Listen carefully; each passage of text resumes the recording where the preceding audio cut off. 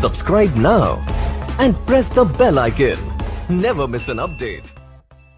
بسم الله الرحمن الرحیم بلغوا انی ولو آیا، پہنچا دو اگرچہ تمہیں ایک ہی آیت کیوں نہ معلوم ہو۔ آقا علیہ الصلوۃ والسلام نے فرمایا نماز ترک کرنا شرک ہے۔ ابن ماجہ میں ہے لیس بین العبد والشرک الا ترک الصلاۃ، بندے اور شرک کے درمیان نماز ہے۔ فَإِذَا تَرَكَهَا فَقَدْ أَشْرَكَ، جس نے اس نماز کو ترک کیا اس نے شرک کیا۔ یاد کر لیجئے نماز کا تارک کافر ہے، مسلمان نہیں ہے۔ صحیح مسلم کے اندر امام الانبیاء امام اعظم محمد الرسول اللہ صلی اللہ علیہ وسلم کا یہ فرمان موجود ہے، ان بین الرجل و بین الشرک والکفر ترک الصلاۃ، بندے کے درمیان اور کفر اور شرک کے درمیان نماز ہے۔ جو اس نماز کو ترک کر دیتا ہے وادی ایمان سے نکل کر وادی کفر میں داخل ہو جاتا ہے۔ ترمذی میں ہے امام الانبیاء فرماتے ہیں علیہ الصلوۃ والسلام بین الکفر والایمان ترک الصلاۃ، ایمان اور کفر کے درمیانی شے نماز کا ترک کرنا ہے۔ جو نماز کا تارک ہے وہ وادی ایمان سے نکل کر وادی کفر کی طرف سفر کر رہا ہے۔ ترمذی میں ہے امام الانبیاء نے فرمایا ہمارے درمیان اور منافقین کے درمیان جو عہد ہے وہ نماز ہے، ہمارے اور ان کے درمیان جو عہد و پیمان وہ نماز ہے۔ فَمَن تَرَكَهَا فَقَدْ كَفَرَ، جس نے اس نماز کو چھوڑ دیا اس نے کفر کیا۔ جس نے اس نماز کو ترک کر دیا، جس نے اس نماز کو چھوڑ دیا، وہ کرکٹ میچ کے لیے چھوڑے، وہ فٹ بال میچ کے لیے چھوڑے، وہ ہاکی میچ کے لیے چھوڑے، وہ فلم اور ڈرامے کے لیے چھوڑے، وہ گاہک اور دکانوں کے لیے چھوڑے، وہ کھانا کھانے کے لیے کہ یہی ظہر کا نماز ہے، نماز کا وقت ہے اور یہی کھانے کا وقت ہے، بقالہ بند کر کے مسجد کی طرف قدم نہیں اٹھاتا، اپنے کمرے میں کھانا کھا کر پھر آ جاتا ہے۔ اور کتنے ایسے بدنصیب ہیں واللہ میں نے اپنی آنکھوں سے دیکھے جو فجر کی نماز مسجد میں پڑھنے کے لیے حاضر نہیں ہوتے، لیکن نماز ہونے کے 15 منٹ کے بعد آ کر اپنی دکان کو ضرور کھول لیتے ہیں۔ یہ 15 منٹ کے لیے اللہ کے لیے قربانی نہیں دی جا سکتی۔ یہ وہ لوگ ہیں جو جانوروں سے گئے گزرے ہیں۔ میرا جملہ سخت ہے لیکن اللہ کی قسم حقیقت ہے۔ بھئی اللہ نے کب کہا ہے کہ مجھے تمہاری نمازیں چاہیے؟ اللہ تو کہتا ہے تمہیں تمہارے لیے نمازیں چاہیے، اور نماز کو اتنا کیجول بنا لیا انہوں نے۔ صحیح مسلم کے اندر حدیث ہے، آپ صلی اللہ علیہ وآلہ وسلم نے فرمایا بندے کے کفر اور اسلام کے درمیان فرق ہی نماز ہے۔ جو نماز پڑھتا ہے وہ مسلمان ہے، اور جو نماز نہیں پڑھتا وہ پاکستان کے شناختی کارڈ میں مسلمان ہے، اللہ کی ڈیفینیشن میں وہ عملاً کافر ہے۔ صحیح مسلم انٹرنیشنل نمبرنگ کے مطابق 246 نمبر حدیث ہے، آپ جا کے PDF کھول لیں، اسلام 360 میں جا کے 246 نمبر حدیث صحیح مسلم کتاب الایمان چیپٹر میں کھول کے دیکھ لیں کہ بندے کے کفر اور اسلام، شرک اور اسلام کے درمیان فرق ہی نماز ہے۔ آپ بے شک اپنے آپ کو مسلمان کلیم کرتے رہے لیکن وہ شناختی کارڈ والا مسلمان ہے، نکاح طلاق والا مسلمان ہے، اس کا جنازہ بھی پڑھ دیا جائے گا، پیدا ہوگا اذان بھی دے دی جائے گی، اللہ کے حضور وہ مسلمان نہیں ہے، وہ بس کلمے کا ہی ہم احترام کرتے ہیں، ادروائز تو عملاً کافر ہے وہ۔ اسی طریقے سے جامعہ ترمذی میں حدیث ہے، سنن نسائی کے اندر حدیث ہے، سنن ابن ماجہ کے اندر حدیث ہے کہ آپ صلی اللہ علیہ وآلہ وسلم نے فرمایا جس نے نماز چھوڑ دی گویا اس نے کفر کیا۔ من ترک الصلاۃ متعمدا فقد کفر۔ اب اس سے زیادہ اور کیا سخت بات کی جائے کہ کسی کو یقین آئے کہ جس نے جان بوجھ کے نماز چھوڑ دی اس نے کفر کیا۔ اب جان بوجھ کے یہ نہ سمجھیے گا کہ میں بال بچیاں دے وہ کمائی کرتا رہنا تھا منو ٹائم نہیں ملتا۔ جان بوجھ کی ڈیفینیشن بھی نبی علیہ السلام نے بخاری اور مسلم میں موجود ہے کہ اگر کوئی شخص بے ہوش ہو جاتا ہے یا سویا رہ جاتا ہے، یہ 2 آپشنز ہیں، یا تیسرا آپشن ہے وہ بھول جاتا ہے، تو جیسے یاد آئے اسی وقت وہ والی نماز پڑھ لے۔ لیکن جو شخص دنیا کو ٹاپ پرائورٹی مانتا ہے اپنا آفس چھوڑنے کے لیے تیار نہیں، اپنا کلینک چھوڑنے کے لیے تیار نہیں ہے، اور اپنی دکان چھوڑنے کے لیے تیار نہیں ہے نماز کے لیے، تو ظاہر ہے کہ وہ تو اپنے آپ کو دھوکہ دے رہا ہے۔ اللہ تعالیٰ تو اپنے معاملات کے اندر بالکل اسٹریٹ فارورڈ ہے، بالکل یہ ذہن میں رکھ لیں۔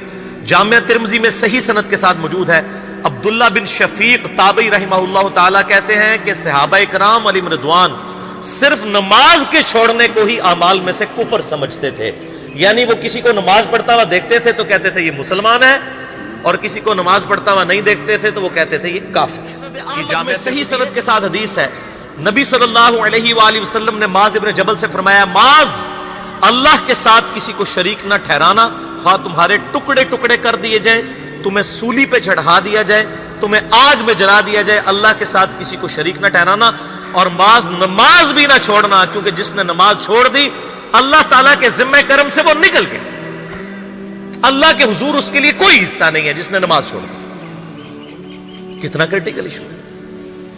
اور اسی طریقے سے مسند احمد میں یہ ایک اور حدیث ہے کہ آپ صلی اللہ علیہ وآلہ وسلم نے فرمایا، جس شخص نے اپنی زندگی میں نماز کی حفاظت کی، قیامت والے دن وہ نماز اس کے لیے نور ہوگی، نجات ہوگی، اور اس کے حق میں دلیل ہوگی، اور جس نے نمازوں کی حفاظت نہیں کی اس کے لیے قیامت والے دن کوئی نجات، کوئی نور اور کوئی دلیل نہیں ہوگی، الٹا اس کا حشر قارون، فرعون اور ابی ابن خلف کے ساتھ ہوگا، والعیاذ باللہ تعالی۔ قسم، اللہ کی قسم، اللہ کی قسم، جس دن 5 وقتہ ہم اور آپ جمعہ کی نمازی بن جائیں گے، دنیا کی کوئی بھی طاقت ہلا نہیں سکتی۔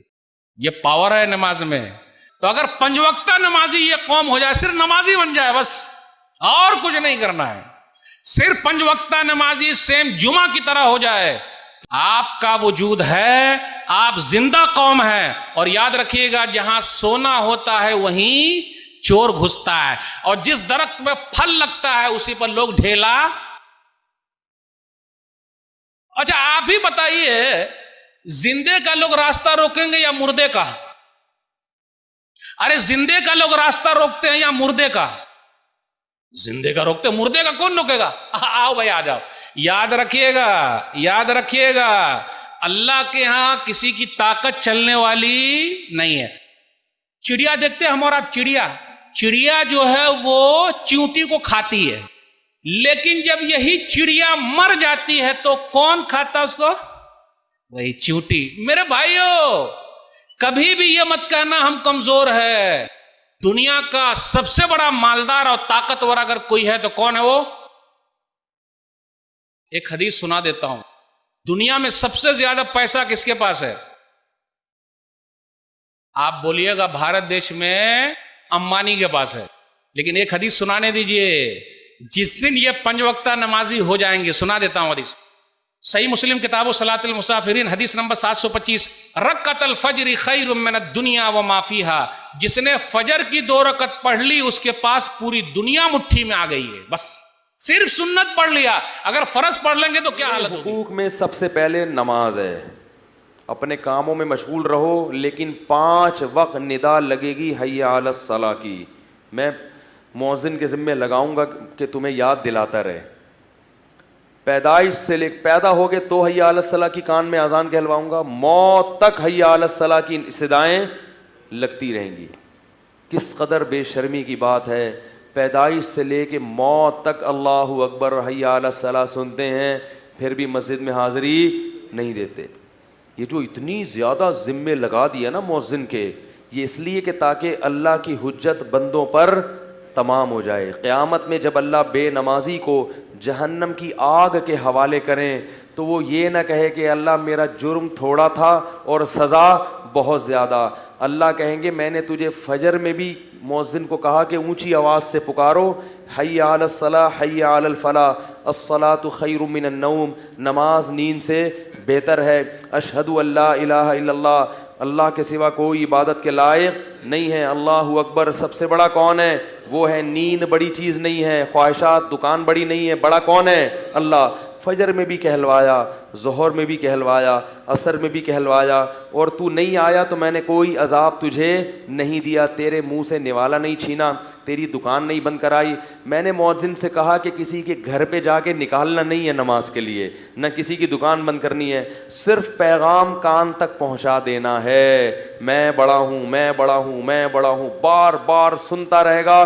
لیکن یہ نہیں مانا اور بغیر توبہ کے مر گیا تو پھر عذاب کون دے گا؟ ان عذابی لشدید, پھر میرا عذاب بہت سخت ہے, پھر میں سخت عذاب دینے کا مجاز ہوں.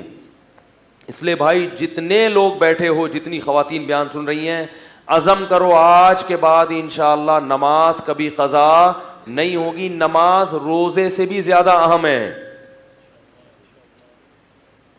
روزہ بعد میں ہے, نماز پہلے. فرض نماز قضا کرنے کا اسلام میں تصور نہیں ہے, چاہے مارکیٹ میں شاپنگ کے لیے گئے ہو, چاہے بس میں بیٹھے ہو, چاہے ہوائی جہاز میں بیٹھے ہو, چاہے میدان جنگ میں لڑ رہے ہو, وہاں بھی نماز قضا کرنے کی اجازت نہیں ہے. اگر اللہ کو مانتے ہیں کہ یہ نعمتیں اللہ دیتا ہے تو آپ کو اللہ کے سامنے سجدہ کرنا پڑے گا.